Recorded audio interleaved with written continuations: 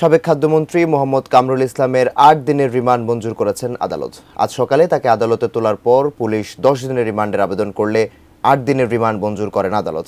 এর আগে সোমবার রাত 10:30টার দিকে রাজধানীর উত্তরা ১২ নম্বর সেক্টর থেকে তাকে গ্রেপ্তার করা হয়।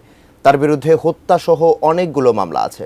গ্রেপ্তারের পর কামরুল ইসলামকে মিন্টু রোডের ডিবি কার্যালয়ে নেওয়া হয়।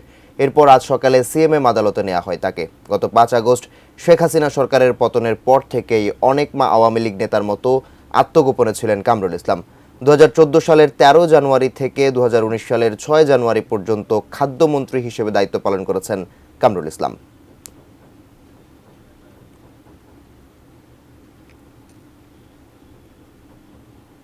সাবেক খাদ্যমন্ত্রী অ্যাডভোকেট কামরুল ইসলামের ৮ দিনের রিমান্ড মঞ্জুর করেছেন আদালত। এই মুহূর্তে সিএমএম আদালতে আছেন সহকর্মী মুজাহিদুল ইসলাম। এ ব্যাপারে বিস্তারিত জানতে সরাসরি যুক্ত হচ্ছি তার সঙ্গে। মুজাহিদ, আমরা সংবাদে যেমনটা বলছিলাম যে ৮ দিনের রিমান্ড মঞ্জুর করা হয়েছে অ্যাডভোকেট কামরুল ইসলামের, কোন মামলায় আসলে তাকে এই রিমান্ড দেওয়া হয়েছে এবং আদালত চত্বরের এখনকার পরিস্থিতি কেমন দেখতে পাচ্ছেন?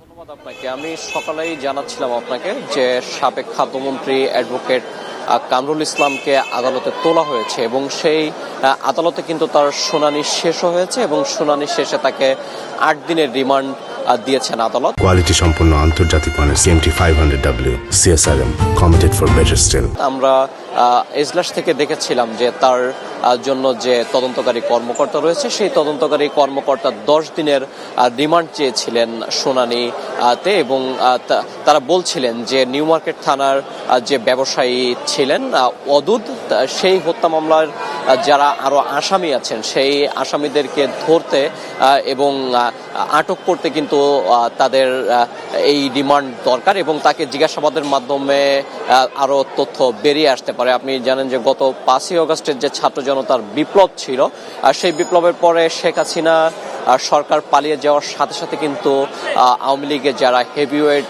নেতারা রয়েছেন তারা অধিকাংশই পালিয়ে গিয়েছিলেন এবং কেউ কেউ গ্রেপ্তারও হয়েছিলেন এবং গতকাল ঢাকার উত্তরার ১২ নম্বর সেক্টর থেকে অ্যাডভোকেট কামরুল ইসলাম গ্রেপ্তার হয়েছেন এবং তাকে সকালেই আদালতে তোলা হয়েছে এবং আমরা যেটি জানি যে এখানে ঢাকার chief metropolitan magistrate Ziadur Rahman জুম্মানের আদালতে তোলা হয়েছিল এবং তিনি উভয় পক্ষের শুনানি শেষে এই ৮ দিন রিমান্ড আবেদন মঞ্জুর করেন এবং আমি আপনাকে আর একটু জানিয়ে রাখতে চাই যে আদালতে কিন্তু যারা রাষ্ট্রপক্ষের উকিল ছিলেন তারা বলেছিলেন যে এই যে আসামি প্রায় ২৪টা মামলার হত্যা মামলা সহ ২৪টা মামলার কিন্তু তিনি আসামি এবং ৫ই আগস্টের যে হত্যাকাণ্ড এবং জুলাই আগস্টে পুরোপুরি হত্যার জন্য তার একটা প্রত্যক্ষ এবং পরোক্ষ মদদ রয়েছে। সেই মদদের জন্য তারা বলছিলেন যে তিনি যদি এই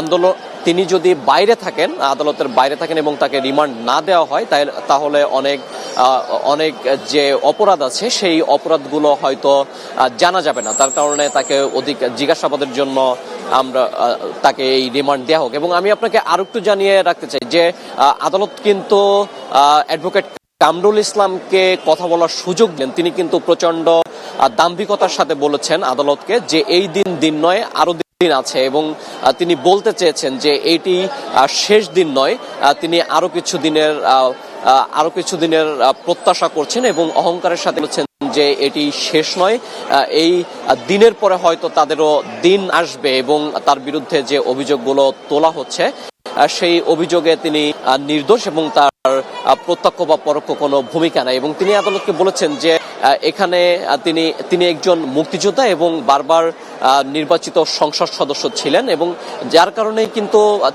তাকে ফাঁসানো হচ্ছে এবং আওয়ামী লীগের প্রেসিডিয়াম সদস্য তিনি আছেন এবং রাজনৈতিক কারণেই তাকে মামলায় যুক্ত করা হচ্ছে বলে তিনি আদালতকে জানিয়েছেন এবং যারা তার পক্ষের আসামি ছিলেন তারা তার বয়সের বিবেচনা এবং বারের তিনি সদস্য রয়েছেন এবং সুপ্রিম কোর্টের সদস্য কিন্তু রয়েছেন, সবকিছু মিলিয়ে তার জামিন চেয়েছিলেন তার যে উকিলরা ছিলেন, কিন্তু সেখানে যে ম্যাজিস্ট্রেট ছিলেন তারা তাদের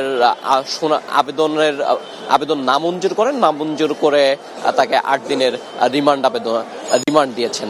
সবকিছু মিলিয়ে মাহাতের আমার কাছে সিএমএম কোর্ট থেকে এই ছিল সর্বশেষ।